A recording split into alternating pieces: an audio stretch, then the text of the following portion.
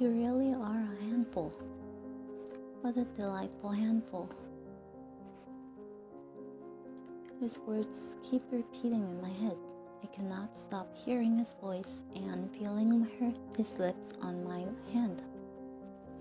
My face feels warm, and every time I think about his words, my heartbeat feels unsteady.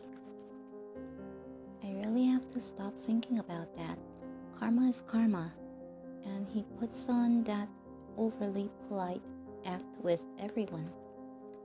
But then I am pretty sure I have never seen him do something like that with another person. I'll just go downstairs and stop thinking about all of this. I need to tell Parfit and Delora what happened. Because of the time I'd returned to the Martin yesterday, I never spoke to anyone about what happened. Maybe someone's downstairs. Someone usually is. I leave my room and make my way downstairs to the reception. It is quiet when I enter, but not as silent as I thought it would be. Karma is sitting at one of the tables, speaking quietly with Parfit and Delora. His injured hand is sitting on the table, bandaged. I cannot help but stare at it, my heart plummeting. His injury is my fault. So you have yet to hear the entire story? No, I'm afraid I'm not quite privy to the information Waltz has. Is that correct? Waltz has been directly involved in this far longer than you have. What about Waltz? Princess, you're up early. They all turn to look at me as I stand at the table. Karma still looks tired and is not in his dress. He is somber but still smiles at me. He said, how nice of you to join us. When did he start saying my name without my title? He said, you've run into a lot of different mishaps this week, haven't you? I thought you would be stubbornly avoiding work. Instead, you go out of your way to get yourself into trouble. This involves me directly. How would I not be curious? You've also been irresponsible, sneaking out without any of us knowing. I have the freedom to do whatever I want to. I even wore a cloak too. Oh no, the cloak. I left it at the bar. I feel a nudge at my arm and Karma is holding out my cloak with a tired smile. You went back to get this? When? Yesterday, when you were still in bed. You've been running yourself dry these past few days, Karma. It's nothing. Thank you. What's this? Our ice princess is thanking someone? Why is that something so strange? Oh, come on. Oh, come now. She's not so icy. Lucette is more fire than anything. She's filled with unbridled passion and confidence. Confidence that has gotten me nowhere so far. Don't look so dour, Lucette. You've become quite the accomplished woman. Karma gestures toward me and I blush, unsure of what he is talking about. Then I notice Delora's eyes are on me too. Oh, perfect. Do you see that? What are they looking at? I reach down to grab my necklace and then pause. I cannot stop to gasp that leaves my lips.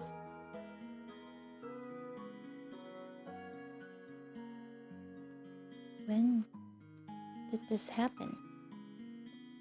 Princess, you didn't realize that there was an extra piece to your necklace?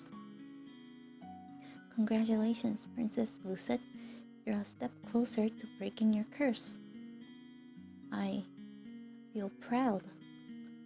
I only ever felt this way around Mother. She did me a great favor yesterday. If not for Lucette, I might have suffocated beneath a pile of very excited women. Wait, hoping karma escape was a good deed? She was selfless. He's not even mentioning the injury he got protecting me. Parfit and Delora are both smiling, but the cheerful mood does not last long. What were you all talking about before I came down? About your kidnapping. Well, kidnappings, both of them. It looks like we have a serious problem on our hands. What do you know about this? What does Waltz know that I don't? Princess, it's more about what everyone knows that you don't. What everyone else knows. I feel anger begin to simmer inside of me. Even though he looks apologetic, he says it so casually. What are you all hiding from me? Let's gather everyone later, shall we? I think Waltz might want to be here for this too. What does Waltz have to do with any of this? Be patient, Princess. You've already waited this long. What's another few hours? I have no choice but to agree when Parvati and Delora refuse to say any more, but I am not happy about it. I spend the rest of my time doing idle chores around the tavern. I do a round of sweeping with Mr. Broom and mindlessly organize some of the bottles. I cannot believe everyone knows something about me that I don't. But now, I'll find out the entire story. Maybe it will answer some of the questions I have. But why are they keeping things about me a secret to begin with? Delora gathers everyone in the tavern to discuss the kidnappings. I decide to sit in between Waltz and Karma. So we have a story to tell. Story time, huh? I don't suppose this would be a romance, would it?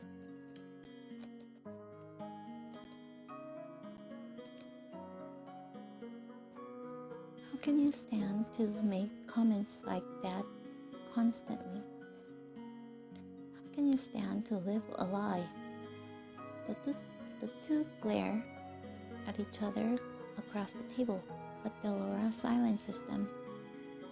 Delora starts with the story about the Great War, one that I have already heard so many times I can recite it myself. What does any of this have to do with me? Because of the fairy tales, witches like myself were punished for simply existing. Our leader, the Tenenbaum bearer, was a kind witch that was overtaken by the grief that our people suffered. She was driven so far into madness that she created the fairy tale curse to punish humans and make them suffer as the witches had. And when that wasn't enough, she committed the ultimate taboos. She killed a human. I tried to stop her, but by the time I thought to act, it was too late. Knowing that Delora and Parfit were involved in the Great War makes it seem more real. But wasn't the Tenenbaum bearer killed? How can the fairy tale curse continue to spread if she is dead? I believe that the Tenenbaum bearer sacrificed the last bit of her life to continue powering the Tenenbaum, all to ensure that the remaining witches could continue spreading the fairy tale curse. Is none of this ringing a bell for you? What are you talking about? She really did erase your memories. Erase? The witch who died, the tenebrum bearer, was your mother, Princess Lucid. What? For some reason, I turned to look at Karma, who is one of the only people who doesn't look away from me. I grew up outside of this kingdom, but even I knew of the terrible witch. Oh dear. You expect me to believe any of this? She wasn't a witch. I would remember that. Well, you would if you had memories of the war and the years before that. Under Hilder's rule, the palace was a dark place. The king didn't have any real power until Hilder was defeated. That goes for the rest of us too.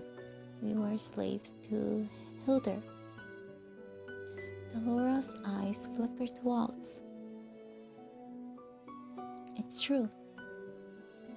Waltz knows because he is also a witch. He experienced Hilder's command over that witch's first hand as well. Waltz is a witch? Sorry for keeping it a secret, Princess. It's not as if I can use much magic anymore.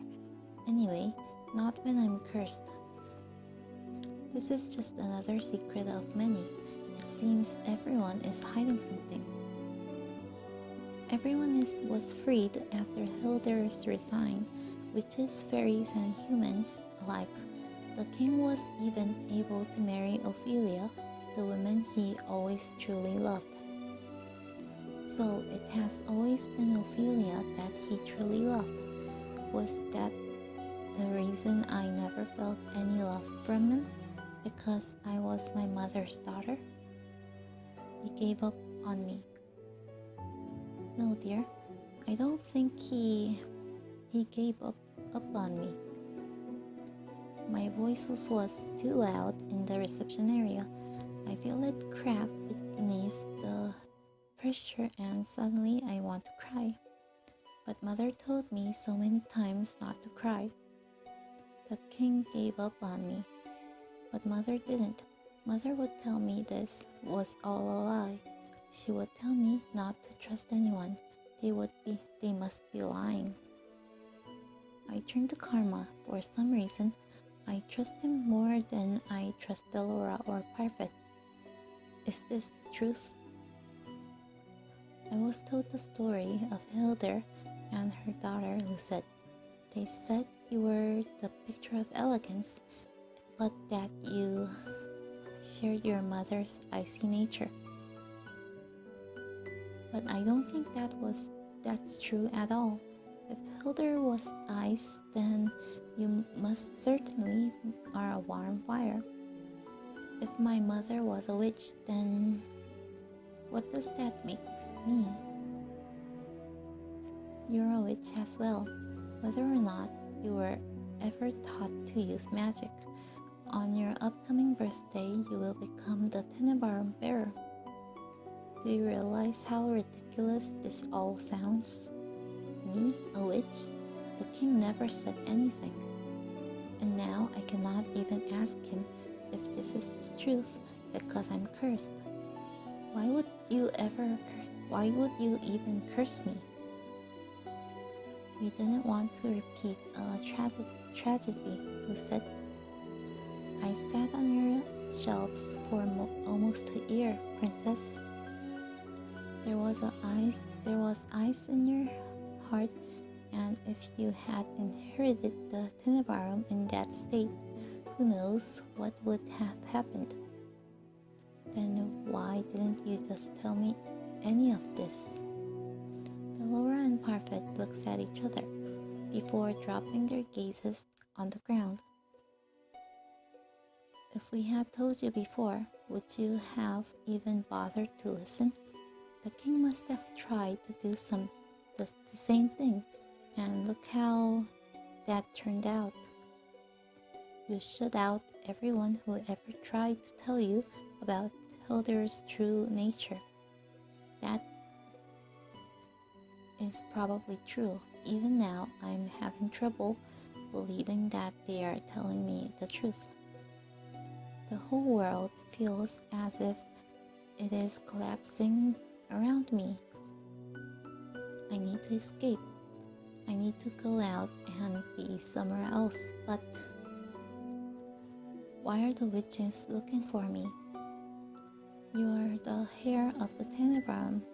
No doubt the evil witches want you on their side so they can continue wreaking havoc in Angel with the fairy tale curse. The men that were looking for Lucette were not witches, though they were knights. Perhaps the witches and the knights are working together. This must be a part of Alcester's scheme to steal the throne. What are you talking about? The reason why Galen and I left the Order of Caldera was because the king did not believe us about Alcester's coup. How would he know of the princess's identity, though? Anyone who isn't a witch, a fairy, or isn't cursed shouldn't be able to remember her. But now we know that it is not just the witches looking for the princess, but the knights of the Order of Caldera as well. They definitely have a description of her from someone. Lucette? Karma reaches out a hand to touch my shoulder, and I flinch back before standing up. I cannot speak about this now. I want to be alone. Let her go. She'll need a lot of time to think.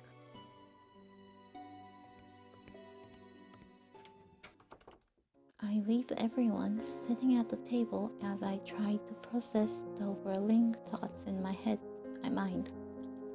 Hilda, my mother. The only person I ever thought loved me was the Tenebrum bearer, a witch. The first witch to kill a human. The witch that started the fairy tale curse. All this time, I thought Mother was the only one who cared, but what if she never did? I stay in my room for a long time, trying to process everything I have been told.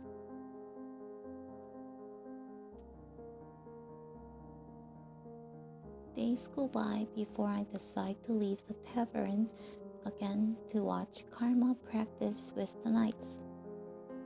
These last few days I felt hollow. Maybe seeing the normal practices will help me feel better. Maybe it will make things feel like nothing's changed. When I arrive at the forest, however, only Karma is standing in the clearing. He's staring through the trees as if he sees something there, but his expression is solemn, almost sad.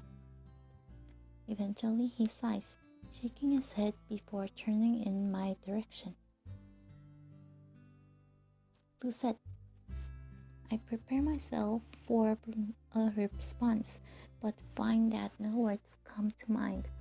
I have not spoken to Karma since the talk about Mother and the witches, and any of the ease I felt with him before has slipped away. Still, I came here on my own, and I cannot just stand here being mute. I say the first thing that comes to mind. Where are Julian and Galen? I'll only train with Garland. Julian is on patrol duty tonight. He'll be here later. I just came early. It seems you did too. Lucette, are you okay? I'm sorry I haven't been by to see you. It is not as if you owe that to me. I don't owe it to you, but I truly wanted to. I've just been busy these last few days scouting the town for information. As much as I want you to come with me. Why would you ever have wanted to pair up with someone like me anyway? Why, princess? That's because I am bitter and cold, and even though I want to change, all I can think about is myself. But now, I want to change because I do not want to be the same as my mother. Isn't that selfish? Maybe so, but I believe you are being selfish for the right reasons. An entirely selfless person can't survive in this world. Before we can make others happy, we have to be happy ourselves. Happy ourselves. Yes, an angry person holds resentment toward everyone, and it mars whatever good deeds they seek to do.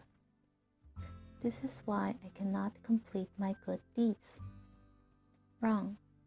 You've already got one done. Recognizing the need for change is always a good thing, Lucid, regardless of the motivation. You are trying to become a better person. That is what matters. He takes a step forward.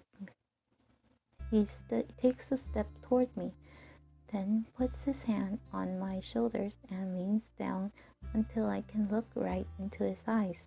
Karma's serious expression startles me as much as his touch. It is never too late for anyone to change. You taught me that. What? How could I have taught Karma anything? Do you mind if I tell you a story, Lucid? He's standing too close.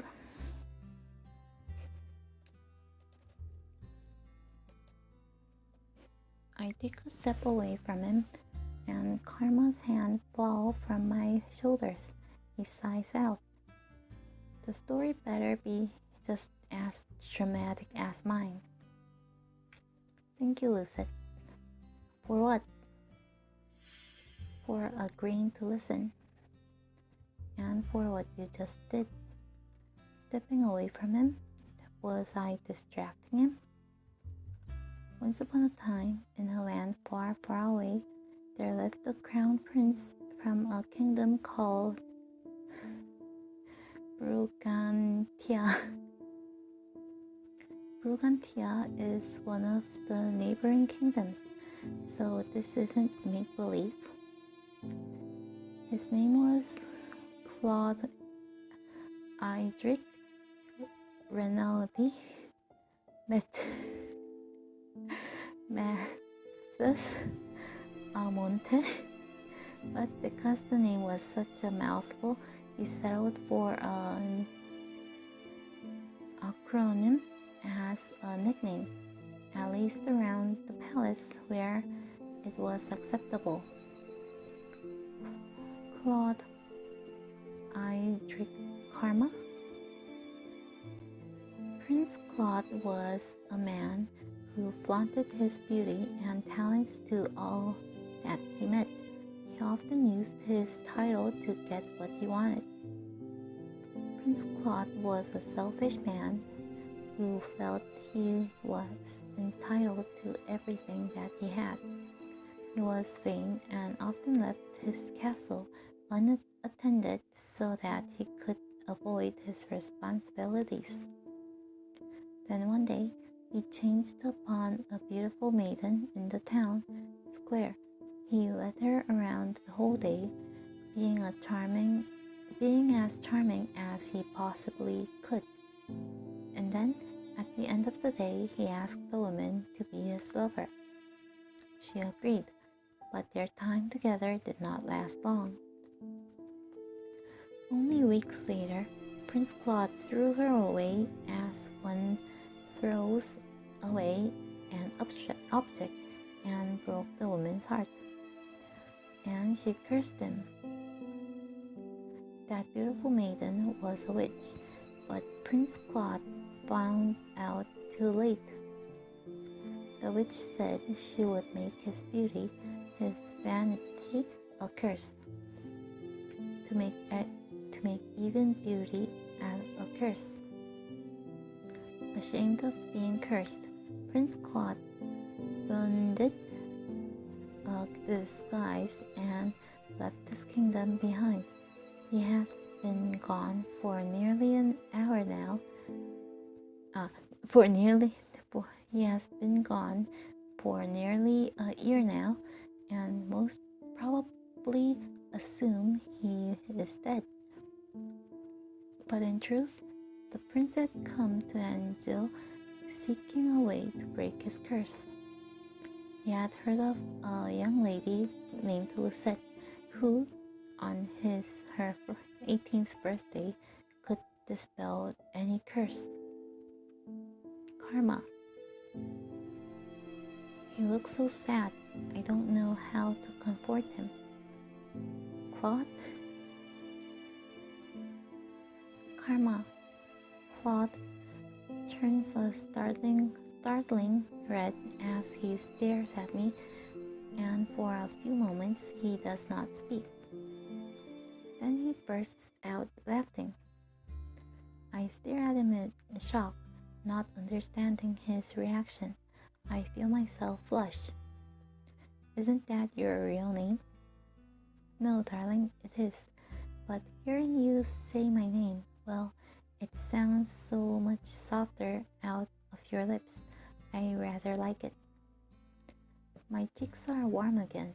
How is it that he is always able to make me feel this way? I will call you by that name if it makes you so happy.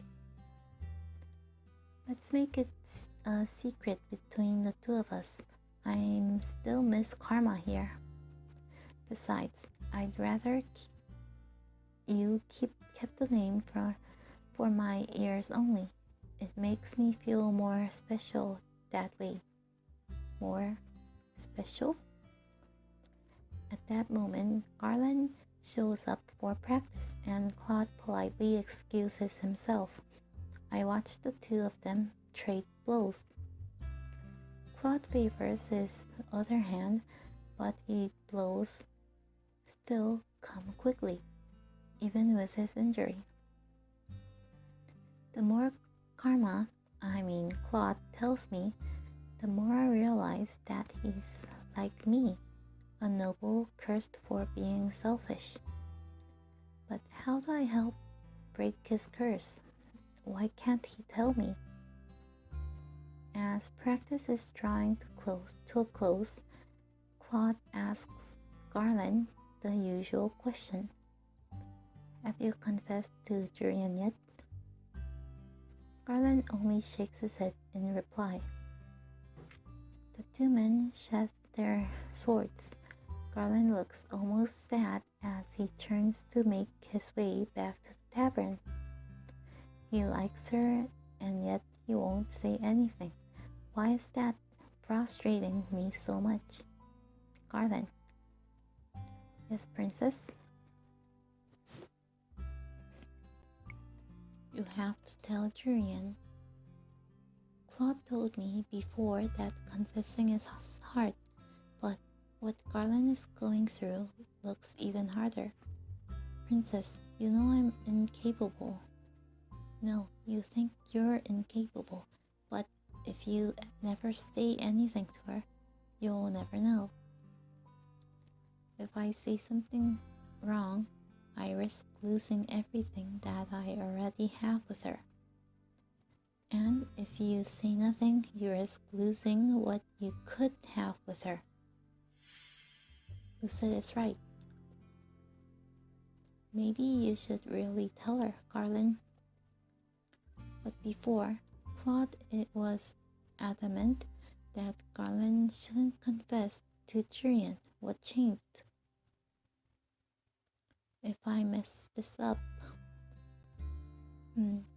Let's try looking at it through another lens. Imagine that Julian is sick. How do you think she would like to be confessed to? I frown at the two men, arms crossed. Excuse me? Well, you and Julian are very similar. You're both very straightforward. Confess to the princess? My eyes moved to Claude, but only fleetingly before they were once again on Garland. You just need to do something simple, Garland. Something that will not rub her the wrong way. A maiden's heart is ever fragile, and each woman is different. Claude is wearing an amused smile on his face, but he is looking at me, not Garland. I feel my face flush and have to look away. Lucette, you're tomato red again. It's adorable. I cross my arms over my rapidly beating heart again and force a scowl on my face. No, I was just thinking about what Garland could do. Something simple, like when Karma kissed my hand and Garland kissing Julian's hand is probably not a good idea. Maybe could do what Claude and I did that one day in town. He can buy her some food and they can just talk. Garland, have you ever just asked Julian out for food? Not alone. Julian is practical and she always eats at the tavern. She's also always on duty if she's available. I'll take her patrol shifts 2 nights from now then, and tomorrow you can ask her out for a meal. We can make your invite a grand affair. We can drape banners on the walls, or I could give you a rose. That sounds like a terrible idea. I am offended. I feel like if I did something like that for Julian, she would get embarrassed and punch me. Sounds like another lady that I know. Claude grins at me, but I just roll my eyes. Garland, just ask her normally, and then when you are out and alone together, you can confess. And we'll make sure you have the time to do it. I'll purposely come late to practice tomorrow night so you can ask her out for that date. How does that sound? You two really think I can do this? You just have to ask the question. Whatever follows will at least be an answer. Tomorrow night then. Good man. I'm sure it will go swimmingly. Or I could drown. You won't drown, Garland. Garland excuses himself with a nervous smile before Claude turns to me expectantly with a mischievous grin. Now, Lucette, we'll come here early tomorrow and spy on them. We need to scope out a good spot. Spy on them? Of course, we need to make sure that our efforts pay off. I don't think we should. You don't want to see how it plays out? I mutely shake my head, unable to put my emotions into words. For some reason, I am imagining myself in Julian's position. It feels too personal. Claude's likeliness suddenly springs to mind, and I feel my face grow hot again. Lucette, you've been oddly out of it today. Claude reaches out a hand toward me, then abruptly pulls away. I stare as he smiles at me, almost sheepishly. The conversation between us dies and we return to the merchant. Days passed, and though I did not spy on the conversation between Durian and Garland, I noticed that Garland has been smiling from ear to ear during his practice with Claude recently. I can only assume that his confession went well. Claude took the patrol shift tonight, and as I lie in bed, I am restless. Every time I watch Claude practice with Durian and Garland, I'm reminded of the palace of Fritz.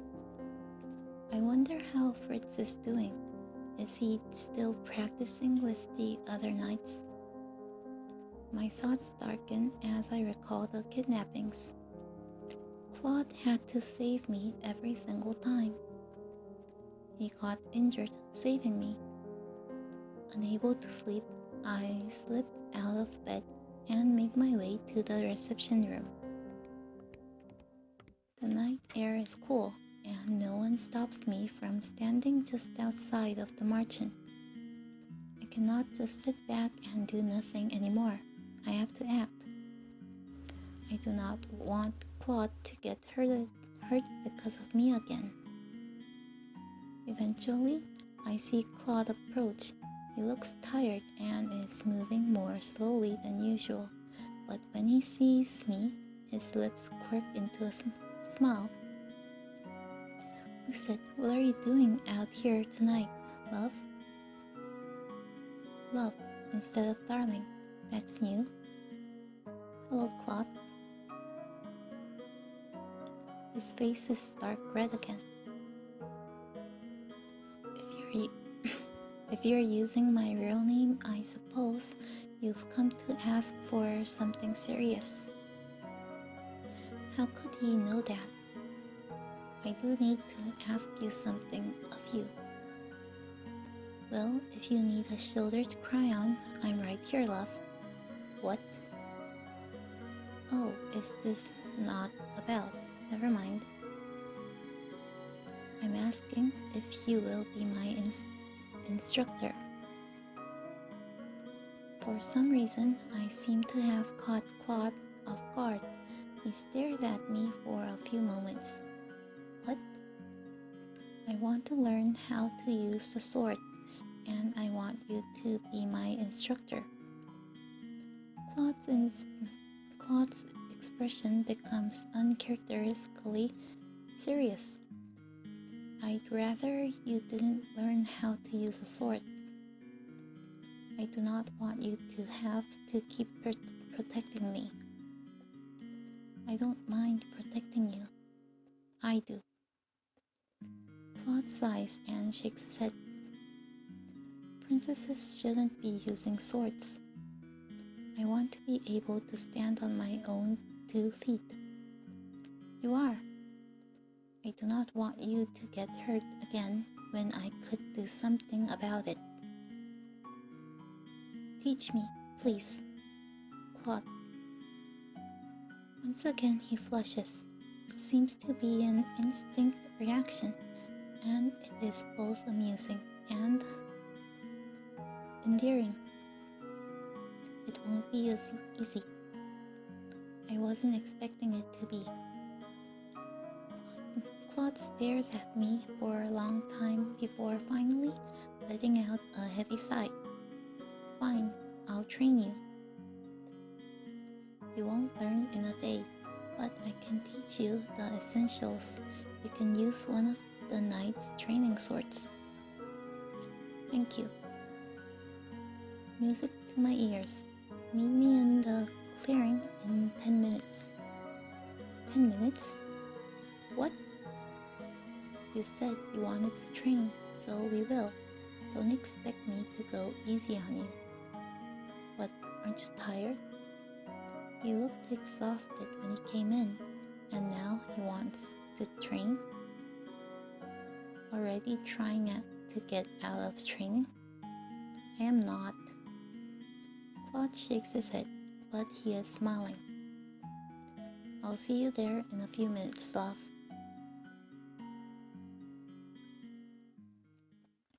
Moonlight spills through the leaves, illuminating the forest with gentle light. Long minutes pass, and as I stand in the clearing, I begin to feel restless. It isn't like Claude to be late. Is he tending to his injury? I hear a rustling in the leaves and turn immediately to see what the disturbance is. But the minute I do, I am pulled back by a strong force and my world goes dark. Before I can scream, I hear a gentle voice in my ears. Lesson 1, Lucette. When apprehended by an enemy that you can't see, remain calm and use your 5 senses to judge how best to get the upper hand. The voice is coming from right behind me. Claude? I become aware that this is the closest he's ever been to me, with my back pressed to his chest like this. Panicking disorients the mind. That is why you must remain cool under any circumstance. How could I not panic? Any normal person would panic. Still, I try to force myself to be calm. Lesson 2. Enemies will often let down their guards when they think they have the upper hand. Catch your opponent off guard by remaining calm and locating this weakness with your senses. I try to calm myself as Claude instructs, and I feel it is a bit easier, but only because I know it is Claude. An opening. I move as quickly as I can, stepping forward so that I can swing an elbow back at Claude's stomach. Before that happens, Claude has pulled me back to him, closing whatever distance I had put between us. In the process, he moves his hand from my eyes to my mouth. I can once again see the forest, but my words are muffled beneath his hand. Another thing to remember, you won't always be able to catch your enemy off guard by throwing punches or hits at them. Your opponent will usually always be stronger than you, Lucette. Remember what I said about a weakness. Enemies will often let their guards down when they believe they are winning. Just like I have. An opening? A thought occurs me as I glance around me and then down at Karma's bandaged hand. Karma's bandaged hand is over my mouth. Is this an opportunity or a trick? What will you do, princess? What kind of tactic would remove you from my grasp?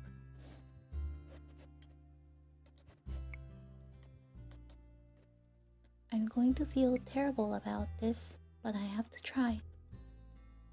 I try to shift my head to get enough space to bite down, and even Claude cannot hold me completely still as I squirm.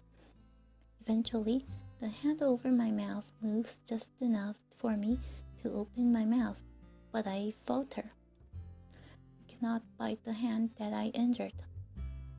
Unable to do anything else, I merely shake my head and I hear Claude groan. In one swift motion, he pushes me down to the ground, pinning my hands by my head as he frowns at me. You're not going to try and find an opening? You're not even going to try and find an opening. I glare at him. I am not going to bite your hand. bite my hand? I didn't even think of that. But you made it obvious. You put your hand over my mouth. I meant for you to try moving my hand. Pushing back a person's thumb usually causes their grip to loosen. How was I supposed to know that? Experience is the best means of practice, as they say. I have a complaint about that particular lesson, but I withhold it. That was a pretty good attempt, love, but not good enough, I'm afraid. I wasn't expecting you to come at me like that. I was expecting sword practice. You weren't expecting a man to kidnap you in the alleyway, were you? I glare up at him, unable to say anything because he is right. You're oddly quiet. It is hard to find an opening to hurt you when you are not really my enemy. He does not move, but continues to stare at me. His face is close to mine, close enough to... What exactly? Lucid, do you trust me to protect you? That's not the point. I need to be able to protect myself. Because you're planning on investigating the witches on your own. No, I want to be able to protect myself because I do not want you getting hurt protecting me. Claude leans down and I can feel his hair at my cheek. For a few moments, everything slows to a stop, and all I can hear is my heartbeat and his slow breathing. Once you set your mind to something, you don't let go, do you? Claude pulls away from me before I can respond, and he's standing again, offering me a hand. Let's get started with some sword work then. The pleasant smile is back on his face. I can never tell what he's thinking at times like these. What are you really like? Claude